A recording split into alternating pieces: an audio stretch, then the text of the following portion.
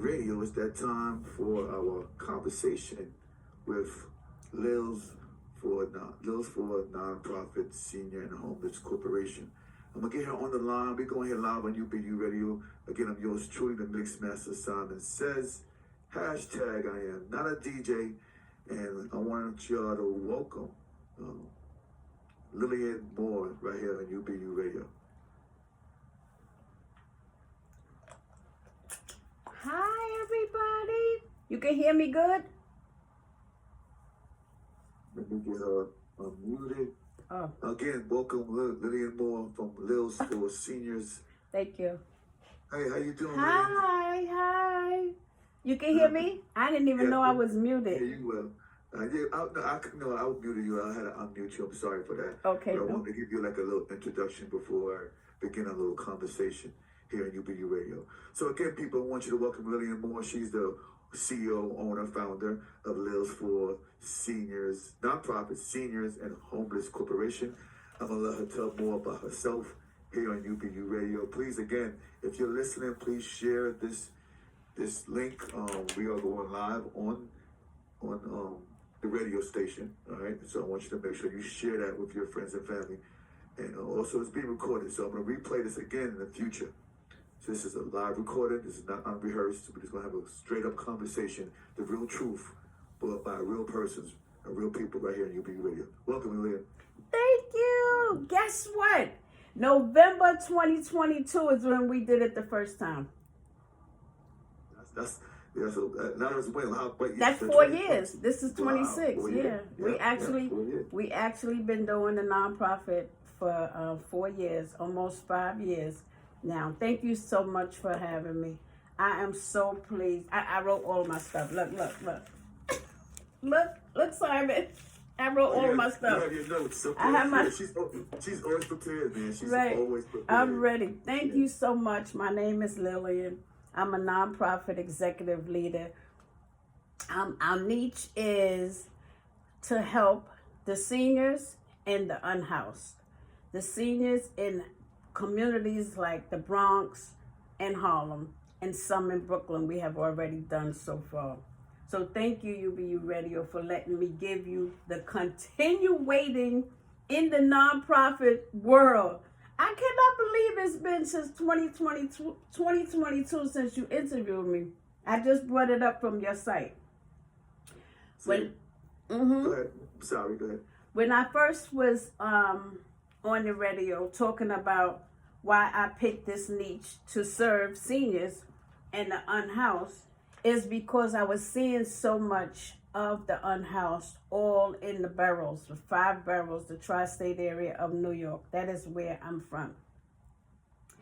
And I mostly seen it right in my own backyard. So I was like, oh no, we have to see what is going to be done about when I retire. So I retired in November 2021. I started the nonprofit then, really. But we got our 501c3 in June 2022. So the second time I talked about how we was growing, we was feeding people, clothing people, giving them coats and giving them shoes. I don't even think I had a board yet. I don't even think I had liaisons. I don't think I had a full donors. I have 12 donors now. It's about 6 of us that are volunteering and doing and liaison. And the volunteer is, we need more. We have 1 who really volunteers, but we need way more. So we've grown so much.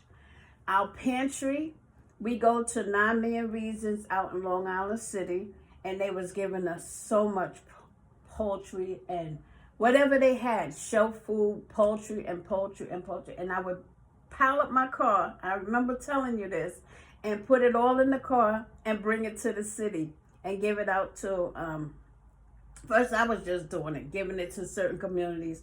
And then I said, oh, I gotta name them. They liaisons now. They have their own name.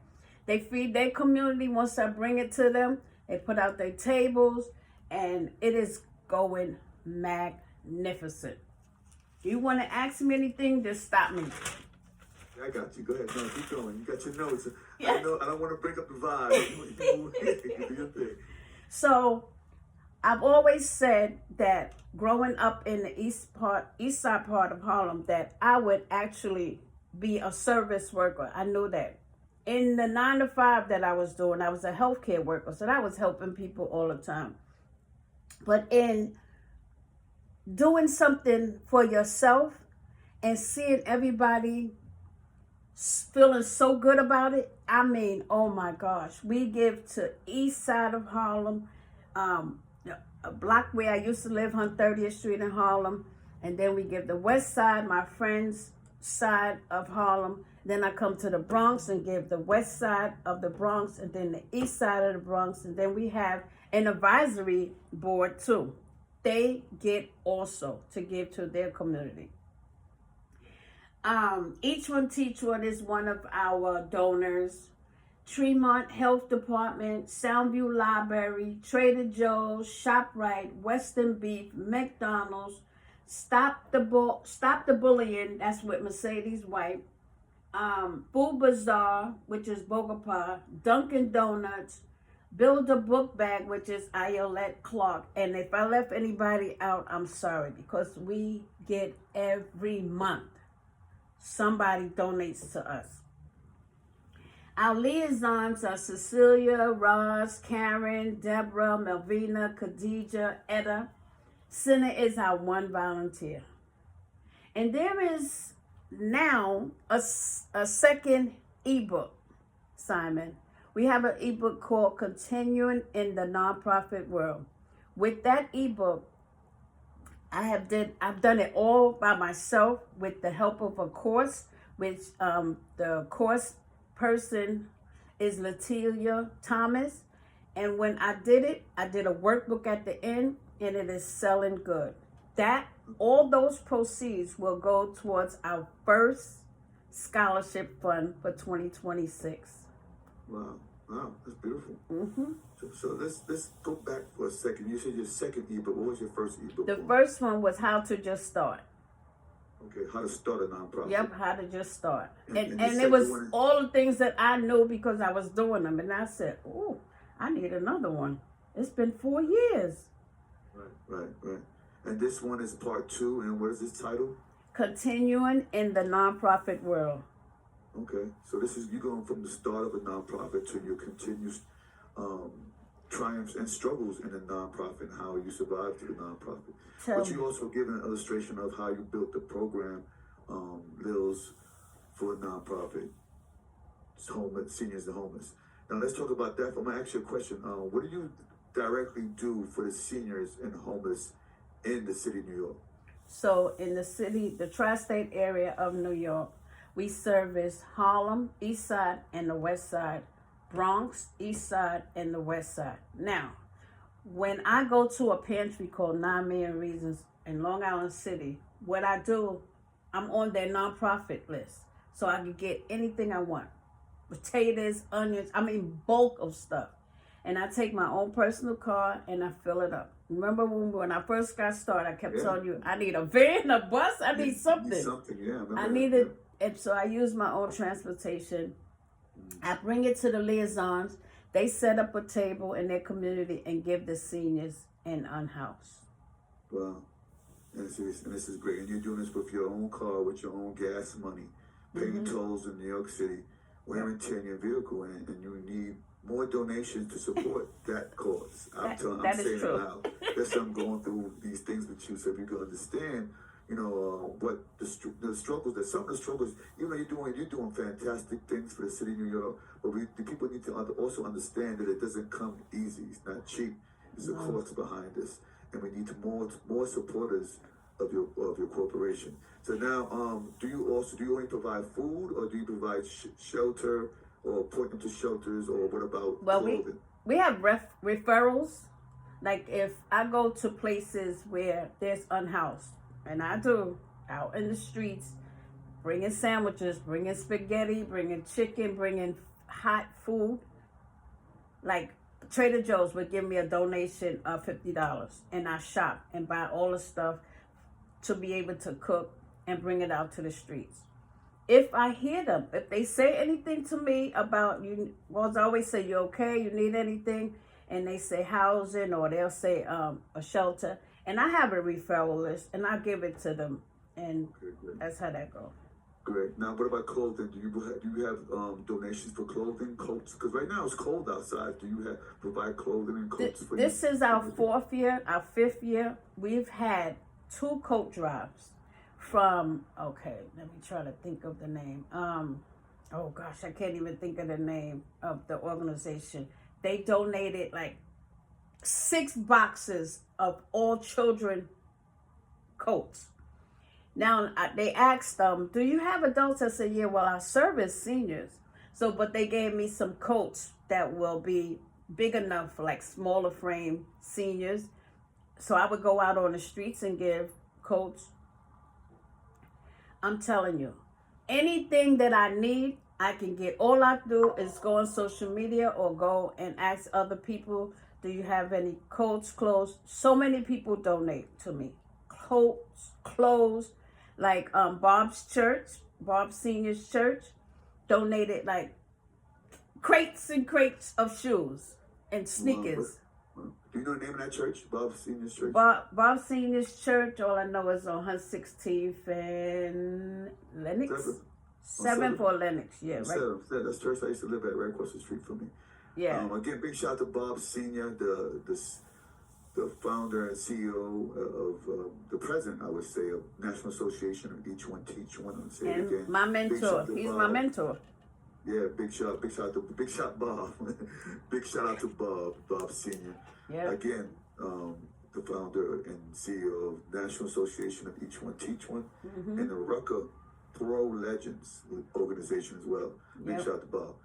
Again, so going back to your ebook now is just saying that all profits, there's going to be is donation towards a scholarship fund. Yeah, this will be our first scholarship fund. Scholarship fund for 2026. So it's going to gear towards high school students the year before they graduate, or the year, like if they graduate in next year. Their parent will do an application that's with us, and we're gonna pick out, and it's gonna be like a small $5,000 scholarship fund. But that's all fundraising. We don't have all of that. I'm letting y'all know. Letting y'all know. I don't got no money. Right. I'm just letting y'all know this is all through the purchase of this book. So people understand is that you're actually purchasing an item that's gonna help you form a nonprofit organization, or not even form, understand what it entails to operate a nonprofit organization. And on top of that, that money that you spend for that knowledge is going to be then recycled, I would say, into our community through scholarships for our youth. So to take a look at that, it's a kill two. What do they say? Two birds with one stone. That's 2 birds with one stone. Also, we're raising funds for the first scholarship fund. We have merchandise. I should have brought it, but it's a hat. Yes, let's talk about that. Yes, yeah, we have t-shirts and hats. Yeah, we have t-shirts and hats. That's our merch coming out. And what's the message with the t-shirts? It just has our logo on it. It has our logo on the shirt. Lil's for Nonprofit Seniors and Homeless. And it has it on the hat. So you'll have, you can rep us. That's what that is. Okay, so representation hats. So yes. You rep us. You old school. You don't rep. You want to rep us. Rep Lil's for. Instead of repping Nike and Gucci, rep Lil's for. Right. Again, you're wearing something that's fashionable. We could make it fashionable, and also supporting a nonprofit in the efforts of her scholarship fund through her clothing. So check that out as well. Let's talk about. You had some other goals on here I've seen. Launch your first scholarship fund, the launch of the first merchandise line of t-shirts and hats, the ebook we spoke about, feeding the communities and clothing this community. That's one thing you consistently do here, not here in New York City. So let me tell you something. Go ahead. What was you gonna ask me? What are some of the struggles that we know it's finance. There you go. What are the struggles here you go. So listen to this. I've told you when we first was interviewed in 2022, I was on Bob seniors' birthday party on Zoom. Remember, everybody was doing everything Zoom. It wasn't face to face. And so I got on the Zoom to be a part of the birthday party, and a lovely gentleman was on there. Well, a whole bunch of people. So I took my pad, which I always have, and I started writing down the people who was a part of something. And I was like, wait a minute. This one gentleman just, and then I called him later on, and he told me, I don't want to put his name out there in case he don't want that. He said, come on out to the pantry. So me and my youngest daughter, Sparkle, we went out to the pantry. From that day on to this day right now is who gives me everything. Anything I need. Wow. Anything that, so he introduced me to the pantry. He's a part of it, all the way in Long Island City. That's a triumph, not even a struggle. That's something that you gain through networking. Yes. And building relationships. That's what's very important, build a relationship. And that's very important in a nonprofit, right. You also have some bake sales, too, in the past. Oh, my gosh. So we do fundraisers. We do raffles. We bake cakes, cookies. Like, I make vegan cookies. And, well, I tried it, and it worked out, and everybody liked it, so I had to do it again. You said you tried it. I was like, that's being real. Let's try something new. And I tried the vegan cookies. They was like, oh, boy, these are good. Okay, so that's part of our fundraiser now. Bake cakes. We have raffles. And we have a donor. Her name is, I'm not going to say her name. I'll say her organization, Custom Candles Incorporated. She was referred to me by Mercedes White.